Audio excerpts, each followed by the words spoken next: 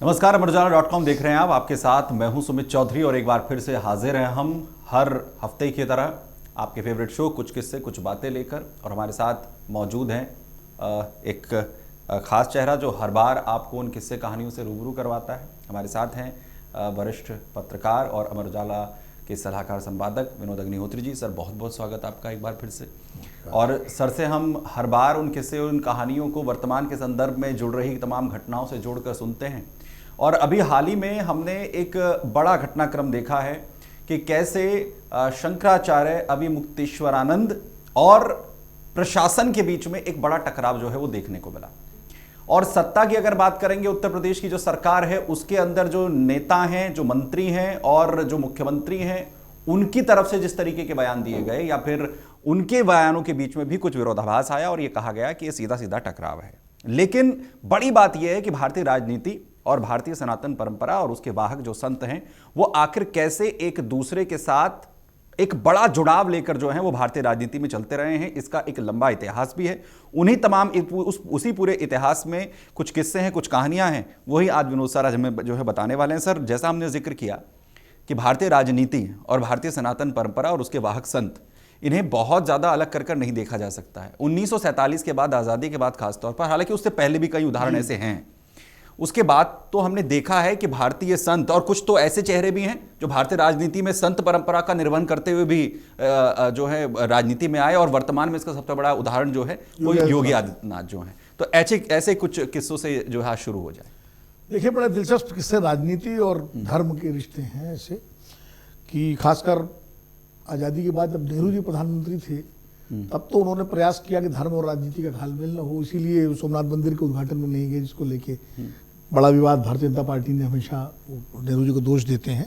हर सरदार पटेल गए थे, डॉक्टर राजेंद्र प्रसाद जी गए थे, उसमें सरदार पटेल ने तो उसमें सहमति दी थी जी। लेकिन नेहरू जी इसके पक्ष में नहीं थे कि धार्मिक पुरुष और राजनीति के बीच में कोई वैसा घालमेल हो। चाहते थे जो भारत का राज्य है उसका एक सेकुलर कैरेक्टर है, सर्वधर्म समभाव वाला है और वो एक दूरी बनाकर चले। धर्म का काम धर्माचार्यों का है, राजनीति का काम सियासत का है, तो वो था उनका। लेकिन बाद में और एक इंदिरा गांधी के ज़माने में ही एक गौरक्षा आंदोलन हुआ था जिसमें कई साधु संतों ने प्रदर्शन किया था गौरक्षा को लेकर और वो काफ़ी आगे तक आ गए थे, उसमें गोली चली थी। संसद तक कहा जाता है। हाँ, संसद तक पहुंच गए थे। उसके बाद पुलिस ने गोली चलाई, उसमें कई लोग मारे भी गए थे। बड़ा दुखद और मतलब खराब घटना हुई थी, शर्मनाक घटना हुई थी, ऐसा जो नहीं होना चाहिए। उसके बाद इंदिरा गांधी जो थी वो साधुओं के साथ, संतों के साथ उन्होंने अपना एक राब्ता कायम किया। देवराहा बाबा के पास वो जाती थी इलाहाबाद में। जब माघ मेले में देवराहा बाबा आते थे तो कहा तो ये भी जाता है कि देवराहा बाबा चूँकि वो पैर लटका देते थे और जो सारे राजनेता जो भी जाते थे तो उनके पैर को छू के उनका आशीर्वाद लेते थे या पैर वो सर पे रखते थे। इस तरह का सब लोग कहते हैं देवराहा बाबा का ये था। इंदिरा जी भी जाती थी और भी तमाम नेता जाते थे। कई नेताओं के बारे में है, अटल जी या दूसरे नेता भी गए हैं। फिर इंदिरा जी माता आनंदमयी की बहुत भक्त थी। अच्छा। तो माँ आनंदमयी के आश्रम में भी वो जाया करती थी, बड़ी भक्त थी। वो कहा जाता है, मुझे माखनलाल फौजदार जी जो उनके बहुत करीबी सहायक थे, उन्होंने एक किताब में भी इस घटना का उल्लेख किया है और वो गए, उन्होंने बताया भी था कि इंदिरा जी अपनी मृत्यु से कुछ दिन पहले, कुछ महीने पहले, वो अक्सर जब श्रीनगर जाती थी और खीर भवानी मंदिर जो है, अच्छा, वहाँ वो जाकर के दर्शन करती थी और प्रसाद ग्रहण करती थी। तो गई खीर भवानी मंदिर और दर्शन किए और पुजारी ने उनको प्रसाद दिया तो प्रसाद उनके हाथ से गिर गया। अच्छा। तो इंदिरा जी को भी बड़ा क्षोभ हुआ और पुजारी जी को भी हुआ और इंदिरा जी को ये बात बहुत अखर गई। हालांकि पुजारी जी ने प्रसाद दिया, उन्होंने कहा फौजदार जी मुझे पता कि प्रसाद गिरना शुभ नहीं है, ये कुछ अशुभ कर सकता है। तो फौजदार जी ने समझाया उनको कि नहीं ऐसा नहीं है, गिर गया। लेकिन कुछ दिनों बाद ही इंदिरा जी की हत्या हो गई। एक और बड़ा किस्सा है ऐसे ही इंदिरा जी से जुड़ा हुआ कि एक बड़े ज्योतिषाचार्य थे पंडित दूरीचंद शर्मा जी, हरियाणा के। उनके बेटे पंडित एन के शर्मा जी अभी भी हैं, सक्रिय हैं। पंडित जी ने खुद एक किस्सा बताया था मुझे। इंदिरा जी उनको बहुत मानती थी। अच्छा। दुलीचंद शर्मा जी को। उन्होंने ग्रहों के हिसाब से उन्होंने देखा कि इंदिरा जी की एक जो है मार्केश की दशा चल रही है और मार्केश की दशा में मृत्यु का संकट रहता है। तो उन्होंने पूरा लिख करके, और उनकी तबीयत ठीक नहीं थी पंडित जी की, अपने बेटे इनके शर्मा जी को भेजा कि, और उसमें उन्होंने अनुष्ठान के लिए भी है, ये अनुष्ठान कराना पड़ेगा। तो पंडित इनके शर्मा गए और इंदिरा जी से मिले, और इंदिरा जी ने पूछा कि पंडित जी की कैसी तबीयत है, कैसे हैं पंडित जी। तो बताया कि पिताजी के बारे में, और उनका ये उन्होंने पत्र दिया है। तो पत्र उन्होंने देखा तो उसमें सब लिखा हुआ था विस्तृत विवरण। तो उन्होंने कहा कि फिर पंडित जी ने आगे उपाय, तो उन्होंने कहा कि पूजन बताया है और दीपावली के दिनों पूजन होगा और वो करना है।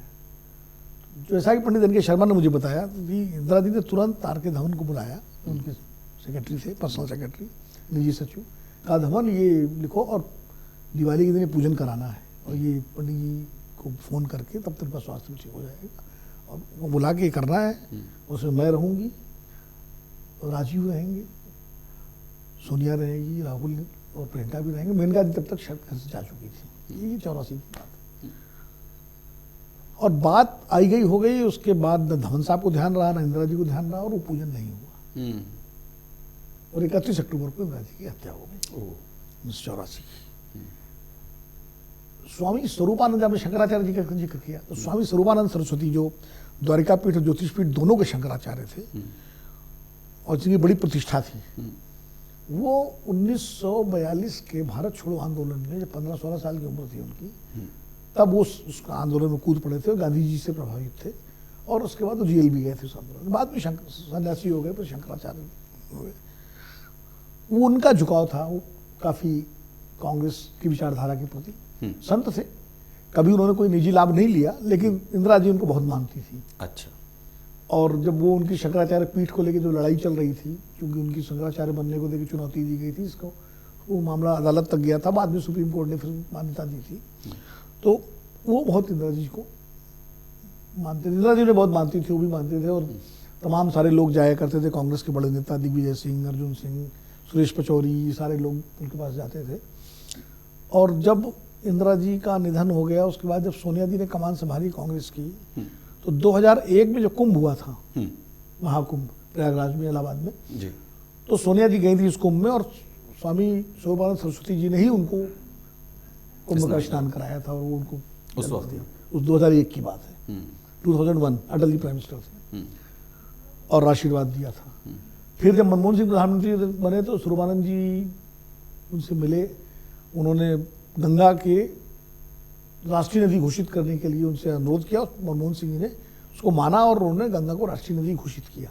आज भी गंगा राष्ट्रीय नदी के रूप में उसकी घोषणा हो। राजीव गांधी के समय भी स्वरूपानंद जी के प्रयासों से ही गंगा की सफाई के लिए गंगा एक्शन प्लान बना था, जिसकी जिम्मेदारी गंगा विकास प्राधिकरण भी बनाया था उन्होंने, जिस कमलापत त्रिपाठी जी को जो उसका इंचार्ज बनाया था।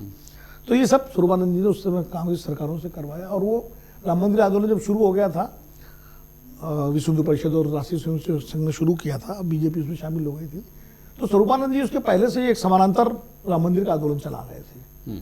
उन्होंने कभी अपने को विश्व हिंदू परिषद के आंदोलन से संबद्ध नहीं किया, वो अपना अलग चला रहे थे। और पहली बार किसी शंकराचार्य की अगर गिरफ्तारी हुई है राम मंदिर को लेकर, तो उनकी हुई थी।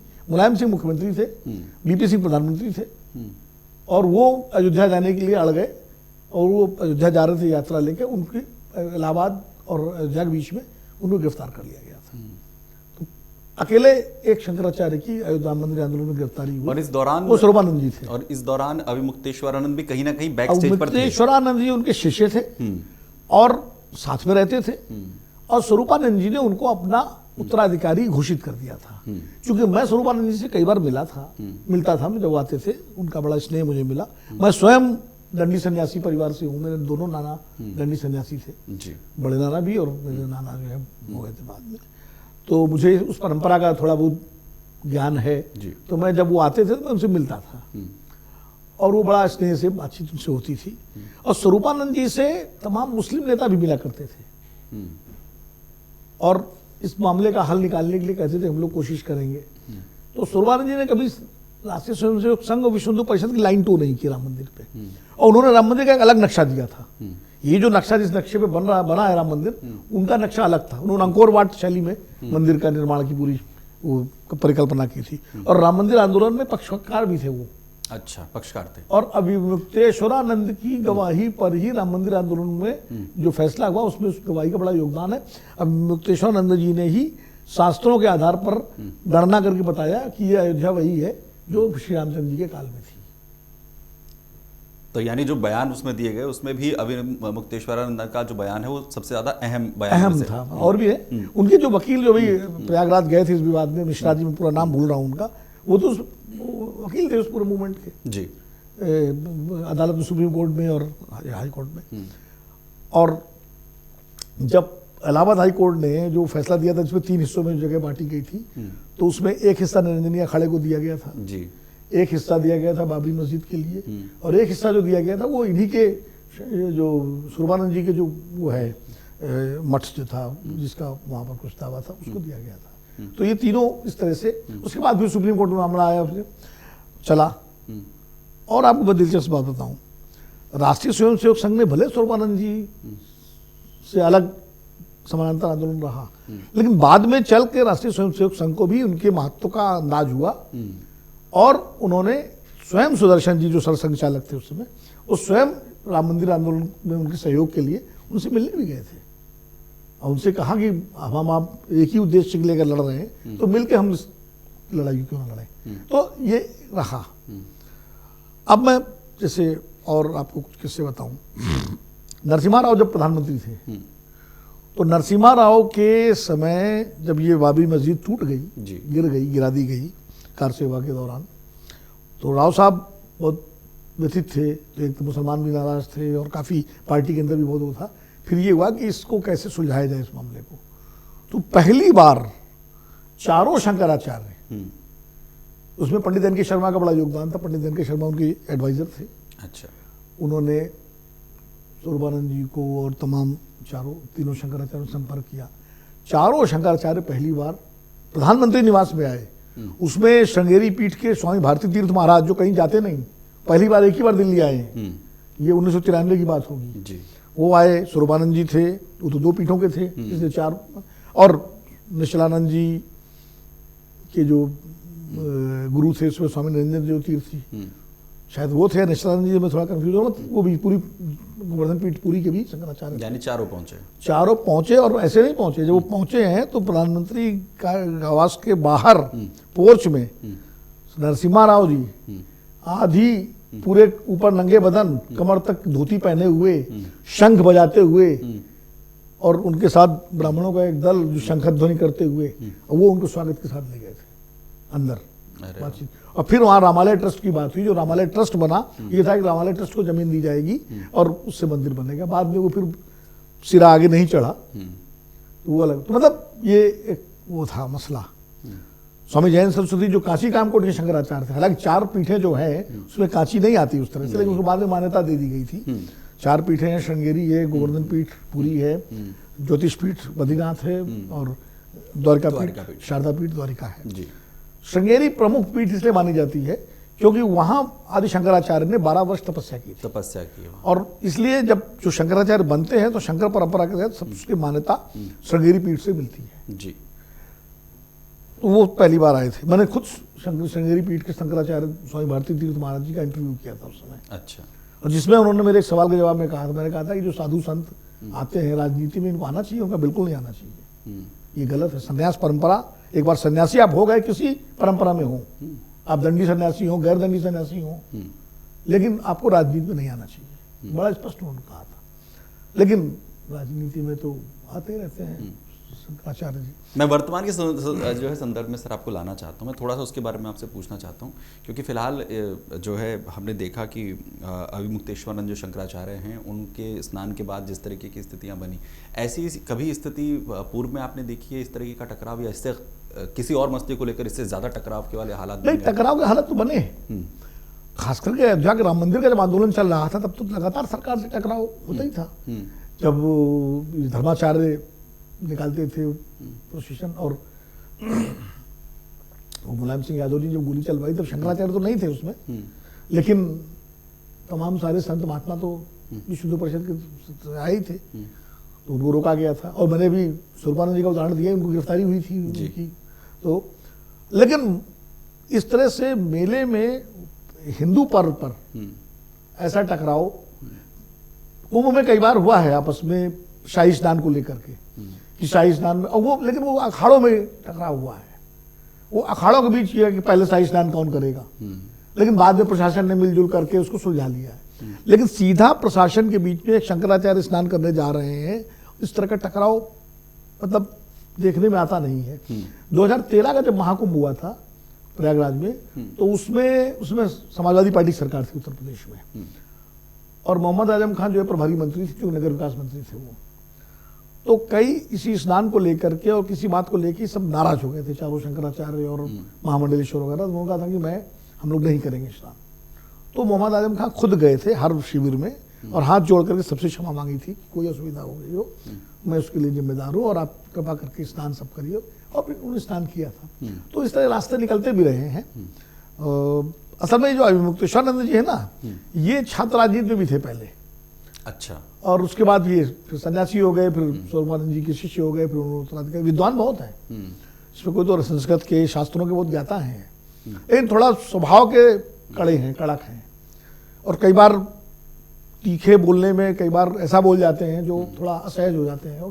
जैसे योगी जी के बारे में, मोदी जी के बारे में, राहुल गांधी के बारे में जो बोला, वो मतलब थोड़ा आम तौर पर लोगों को लगता है कि संत को ऐसा नहीं बोलना चाहिए। स्वरूपानंद जी ऐसा नहीं बोलते थे, वो थोड़ा थे, वो भी बिल्कुल अपने अडिग अपने संकल्प में, लेकिन वो भाषा के मामले में थोड़ा बहुत संयम रखते थे। तो ये वो जो नज़दीकियाँ थी, जैसा आपने बताया कि इंदिरा गांधी जो हैं वो उनके साथ काफ़ी नज़दीकियाँ जो स्वरूपानंद जी थे उनके साथ रही। अब वो उनके गुरु थे, ये उनके शिष्य हैं, उनके करीब भी रहे आपने बताया उस दौर के दौरान। ये जो नज़दीकियाँ हैं ये बाद में भी बनी रही, चाहे सोनिया गांधी जब यूपी की सरकार आई उस वक्त में भी, या अब वर्तमान में? देखिए यूपी क्या हुआ कि यूपीए की सरकार के समय तो स्वरूपानंद जी के साथ एक बनी रही। कुछ लोग ऐसे थे जो पुल का काम करते थे, जैसे दिग्विजय सिंह थे, सुरेश पचौरी थे, पंडित एन के शर्मा थे, और लोग थे जो बराबर प्रधानमंत्री मनमोहन सिंह, सोनिया गांधी और शंकराचार्य के बीच में। लेकिन धीरे धीरे कांग्रेस में एक ऐसा ग्रुप हावी हो गया जिसको आप कह सकते हैं कि थोड़ा ज्यादा लेफ्टिस्ट सोच कह लीजिए या नास्तिकवाद कह लीजिए, या इस तरह से साधु सन्यासियों से अपने को दूर मानने वाला वो समूह ज्यादा हावी हो गया। तो आगे करके वो फिर धीरे धीरे एक दूरी सी बनी।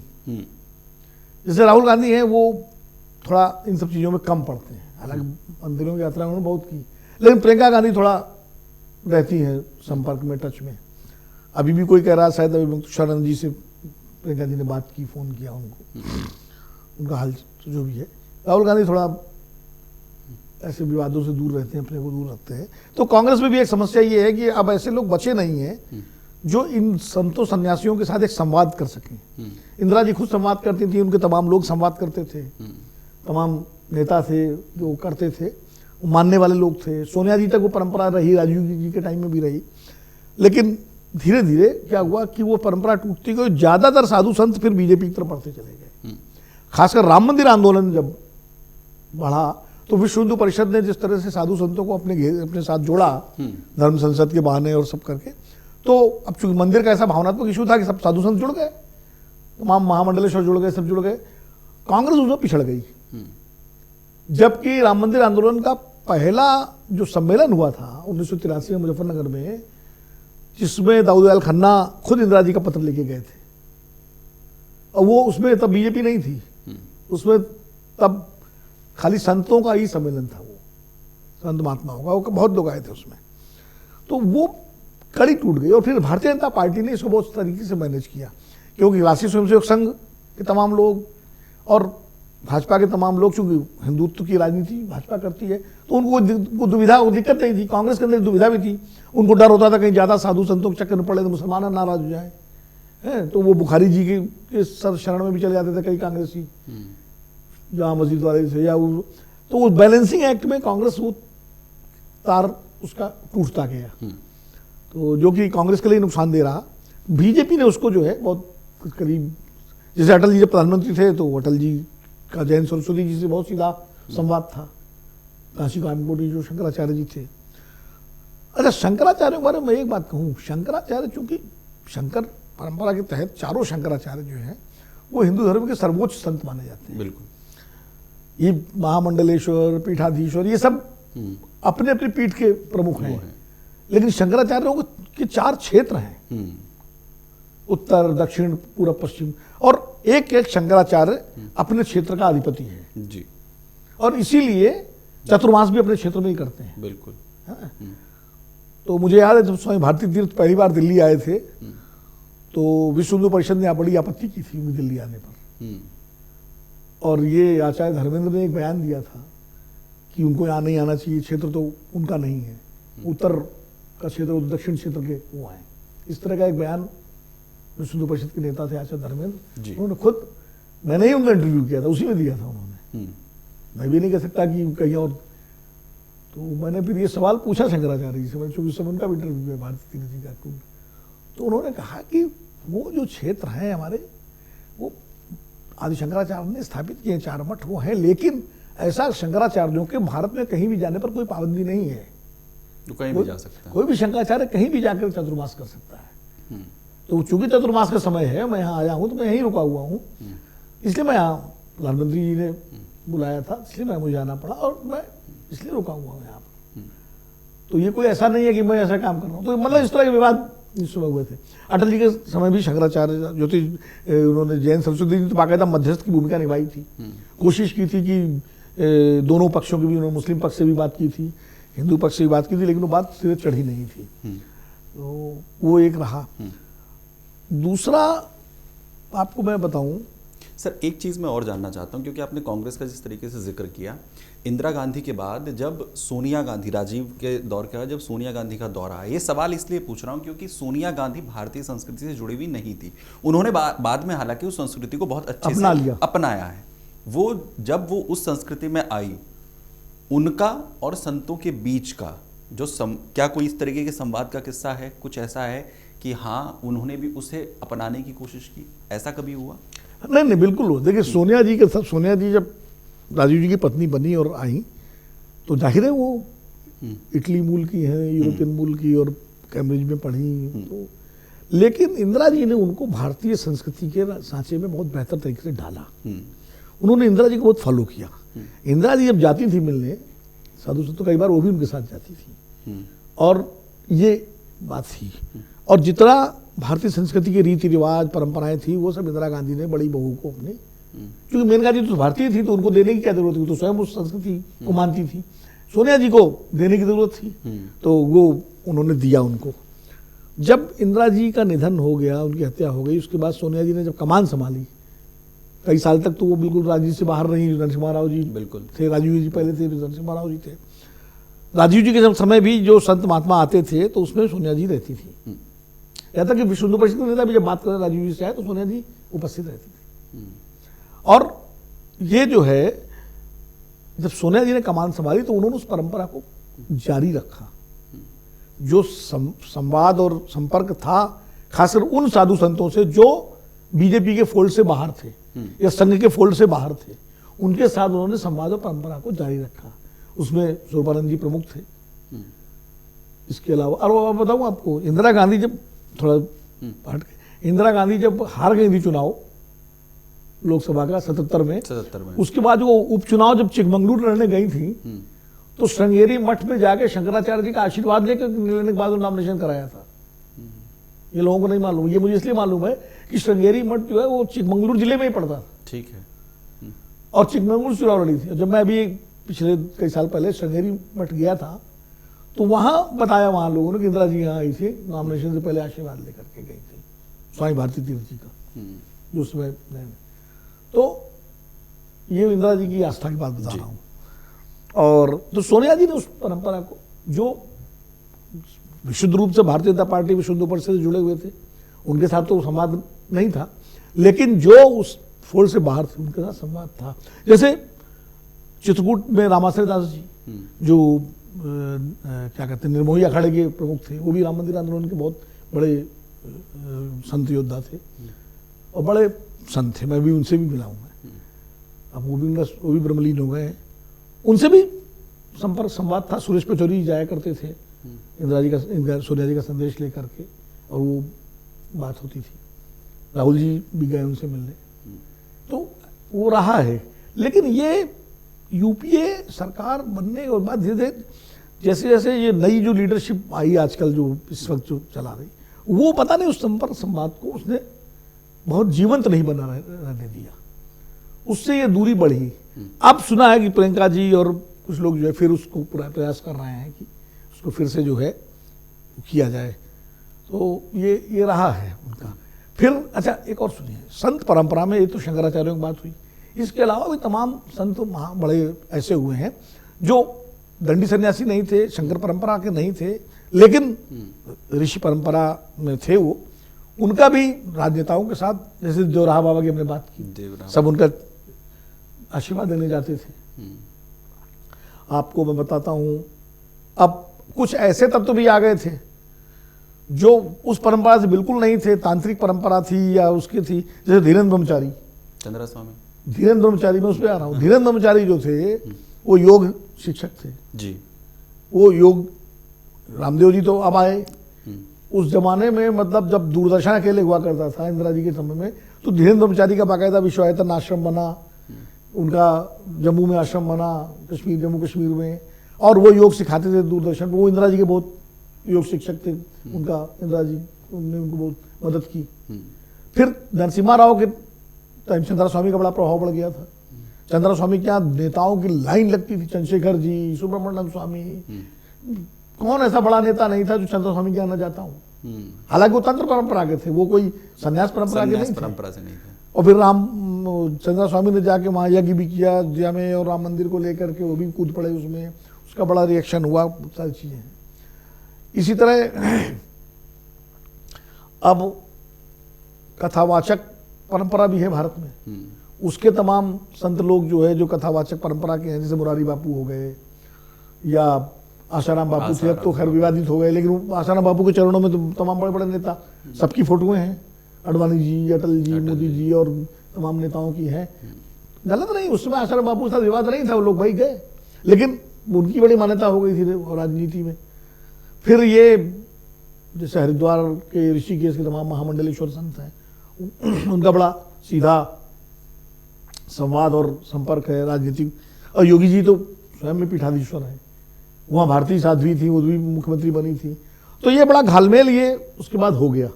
पहले जो साधु संत थे वो नेताओं से संपर्क रखते थे, नेता भी रखते थे, लेकिन वो व्यक्तिगत स्तर पर ज्यादा होता था कि गए, प्रणाम किया, आशीर्वाद लिया, उन्होंने कुछ कह दिया, भाई जरा इस क्षेत्र में ये काम कर दीजिए, या ये जैसे वो राष्ट्रीय नदी बनवा दी, वो हो जाता था।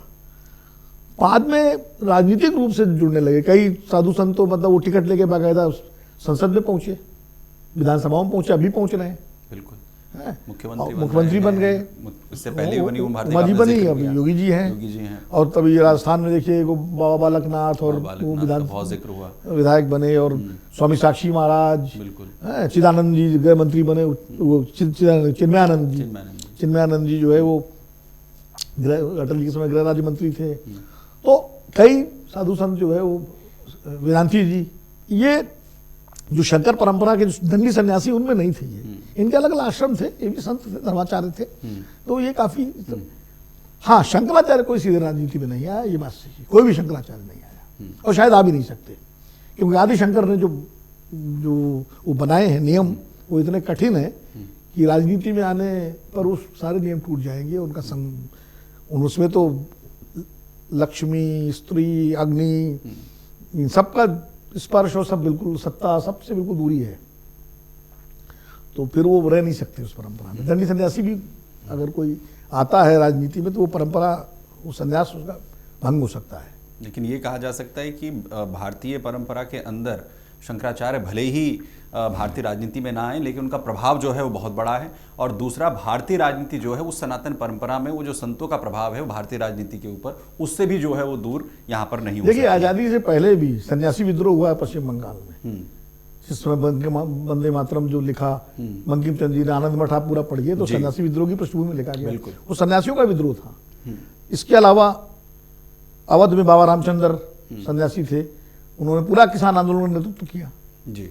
स्वामी सहजानंद सरस्वती दंडी सन्यासी थे, उन्होंने बिहार में और पूर्वी उत्तर प्रदेश में पूरे किसान आंदोलन की नींव डाली, और फिर वो अखिल भारतीय किसान महासभा के प्रमुख भी रहे।